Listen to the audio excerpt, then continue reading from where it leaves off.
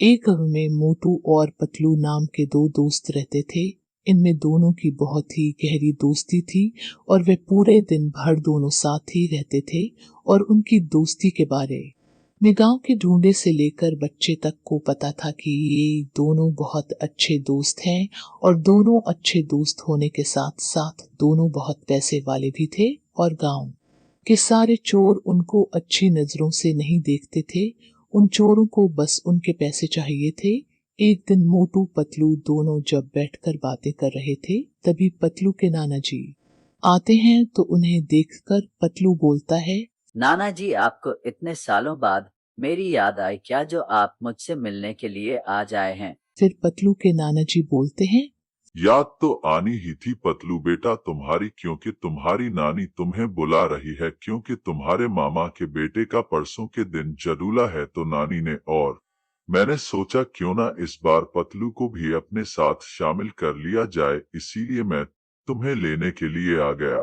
फिर पतलू मोटू से बोलता है, मोटू, तू भी मेरे साथ चलना यार, तुझे पता है ना मेरा तेरे बिना मन नहीं लगता, इसलिए तू मेरे साथ चल। फिर मोटू बोलता है, पतलू, मन तो मेरा भी तेरे बिना नहीं लगेगा, लेकिन यार तुझे तो पता ही है ना, अभी फसल के कटाई के दिन चल रहे हैं, तो मुझे बहुत सारी फसल खटवानी है, मैं तेरे साथ नहीं चल सकता। और वैसे भी कुछ दिनों की बात है, तू वापस आ जाएगा, जब तक मेरा काम भी खत्म हो जाएगा। मोटू के माना करते ही पतलू अपने नाना जी के साथ उनके गांव चला जाता है। ऐसे ही कुछ दिन बीत जाते हैं। तो एक दिन मोटू एक पेड़ के नीचे बैठकर पतलू को याद कर रहा था और दूसरी तरफ गांव के दो चोर मोटू के ऊपर बुरी नजर गड़ाए हुए थे। वे दोनों भी यही चाह कर रहे थे कि कब ये दोनों अलग हो और हम इन्हें लूट ले। फिर रामू नाम का चोर बोलता है, टोनी, आज तो मोटू अपन को अकेला मिल गया। आज अपन इसको डरा और धमका कर लूट लेंगे और इसके सारे पैसे हड़प कर भाग जाएंगे। अपनी तो पूरी लाइफ सेट हो गई अब तो। फिर टोनी बोलता है, अरे हाँ रामू, तू बात तो बिल्कुल सही कह रहा है, और मोटू को बचाने के लिए अब तो इसके पास पतलू भी नहीं है, इसे कौन बचाएगा? कहकर दोनों मोटू के पास जाते हैं और बोलते हैं, मोटू, आज हम तुझे मार देंगे और तेरे पास जो भी पैसा है वह सारा हम लेकर इस गांव से भाग जाएंगे। रामू की ये बात सुनकर मोटू बोलता है, फिर देख भाई रामू, तुझे पता है ना, मेरे दोस्त पतलू को ये सब पता चलेगा तो वह मारा मार कर बुरा हाल कर देगा तुम दोनों का, इसलिए अच्छा होगा कि तुम दोनों यहाँ से चले जाओ। रामू बोलता है, देखो टोनी, ये कैसी बातें कर रहा है। इसे बताओ कि आज इसको बचाने के लिए यहाँ इसका दोस्त पतलू नहीं है, तो ये ज्यादा हवा में ना उड़े। रामू की ये बात सुनकर मोटू वहाँ से भागने लगता है। तो रामू और टोनी भी उसका पीछा करने लगते हैं। मोटू भागते भागते एक पत्थर के ऊपर गिर जाता है, जिससे मोटू की मौत हो जाती है। तो रामू टोनी से बोलता है, बेटा टोनी, यहाँ से भाग ले, वरना गांव वालों को पता चला तो अपन को वह जान से मार देंगे। फिर टोनी बोलता है, अरे रामू भाई, अगर इसको यहाँ ऐसे ही छोड़ दिया तो गांव वालों को सीधा अपने ऊपर ही शक होगा, क्यों ना अपन इसे नदी के अंदर डालकर यहाँ से भाग जाते हैं। फिर वे दोनों मोटू को नदी के अंदर डालकर भाग जाते हैं।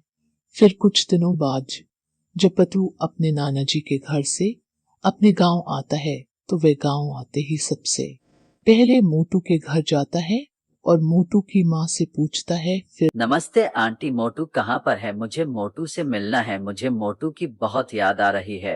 मोटू की माँ बोलती है, बेटा पतलू, मोटू 2-3 दिन से लापता हो गया है, पता नहीं मोटू कहाँ पर चला गया है, तुम ढूंढो।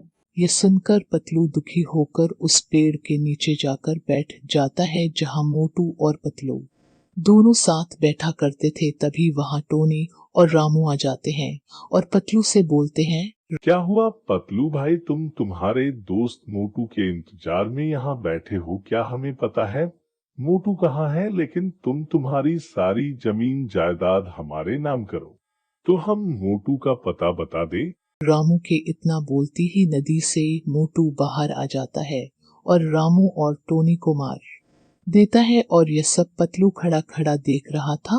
तो पतलू बोलता है, कौन हो तुम? मुझे मत मानना, मैं तो यहाँ मेरे दोस्त मोटू की राह देख रहा हूँ। पता नहीं मेरा दोस्त कहाँ चला गया।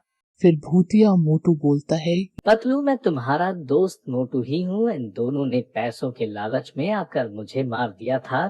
तुम ऐसा करो, मेरी लाश को नदी से निकाल कर उसका अंतिम संस्कार कर दो ताकि मेरी आत्मा को शांति मिल जाए। ये कहकर मोटू नदी में चला जाता है और पतलू मोटू का अंतिम संस्कार कर देता है, जिससे मोटू की आत्मा को शांति मिल जाती है।